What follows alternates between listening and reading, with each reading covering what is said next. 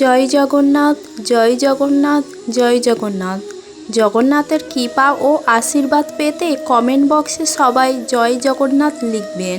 নমস্কার বন্ধুরা, বিপন্ন অফিসিয়াল চ্যানেলে সবাইকে স্বাগতম। এই চ্যানেলের মাধ্যমে পৌরাণিক কাহিনী ও কৃষ্ণের বাণী ও সমস্ত সনাতন ধর্মের কথা জানতে পারবেন। তাই আর দেরি না করে চ্যানেলটি সাবস্ক্রাইব করে পাশে থাকুন। উল্টো রথ 2026 আগামী 24শে জুলাই পালিত হবে। বাহুদা যাত্রায় পুরীর শ্রী জগন্নাথ মন্দির সহ দেশ জুড়ে শুরু হবে উৎসব। জেনে নিন তিথি, সময়, ধর্মীয় মাহাত্ম্য ও গুরুত্বপূর্ণ দিনক্ষণ। রথযাত্রা শেষ হলেই অপেক্ষা শুরু হয় উল্টো রথের। ভক্তদের কাছে এটি শুধু ফিরতি রথযাত্রা নয়, বরং ভগবান শ্রী জগন্নাথের শুভ প্রত্যাবর্তনের দিন। 2026 সালে উল্টো রথ পালিত হবে 24শে জুলাই শুক্রবার।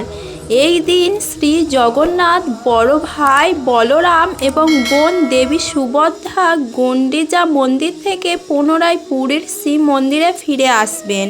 ধর্মীয় বিশ্বাস অনুযায়ী এই যাত্রার দর্শন ও রথ টানার সৌভাগ্য জীবনের শুভ ফল এনে দেয়। প্রতি বছর উড়িষ্যার পুরীর জগন্নাথ মন্দিরকে কেন্দ্র করে লক্ষ লক্ষ ভক্তের সমাগম হয়।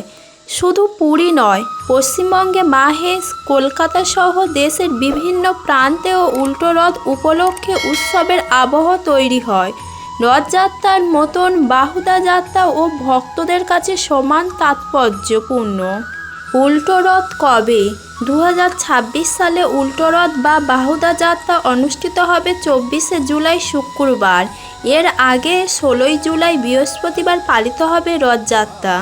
হিন্দু পঞ্জিকা অনুযায়ী রথযাত্রা হয় আষাঢ় মাসের শুক্লপক্ষের দ্বিতীয়া তিথিতে এবং উল্টো রথ পালিত হয় শুক্লপক্ষের দশমী তিথিতে। কেন পালিত হয় উল্টো রথ? রথযাত্রার দিন শ্রী জগন্নাথ, বলরাম ও সুভদ্রা মূল মন্দির থেকে গুন্ডিচা মন্দিরে যান, যা ভক্তদের কাছে মাসির বাড়ি নামে পরিচিত। সেখানে কয়েকদিনের অবস্থানের পর পুনরায় শ্রী মন্দিরে ফিরে আসার এই শুভ যাত্রাকে বাহুদা যাত্রা বা উল্টো রথ বলা হয়। ধর্মীয় বিশ্বাস অনুসারে এই দিনে রথের দড়িতে স্পর্শ করা বা রথ টানার সুযোগ পাওয়া অত্যন্ত পুণ্যজনক। অনেকে বিশ্বাস এতে জীবনের পাপ ক্ষয় হয় ও মোক্ষ লাভের পথ প্রশস্ত হয়। তাই প্রতি বছর এই দিনে অসংখ্য ভক্ত ভগবানের দর্শনের জন্য অপেক্ষা করেন।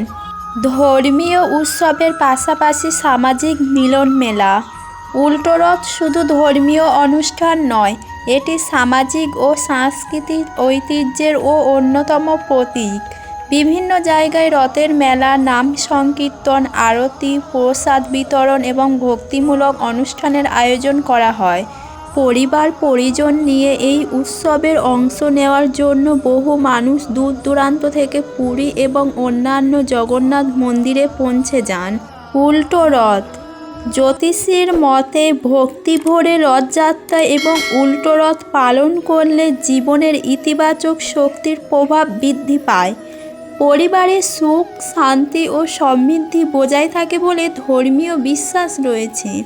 সেই কারণে প্রতি বছর রথযাত্রা এবং বাহুদা যাত্রা শুধু একটি ধর্মীয় উৎসব নয়, ভক্তি, আস্থা ও ভারতীয় ঐতিহ্যের এক অনন্য মিলন মেলায় পরিণত হয়।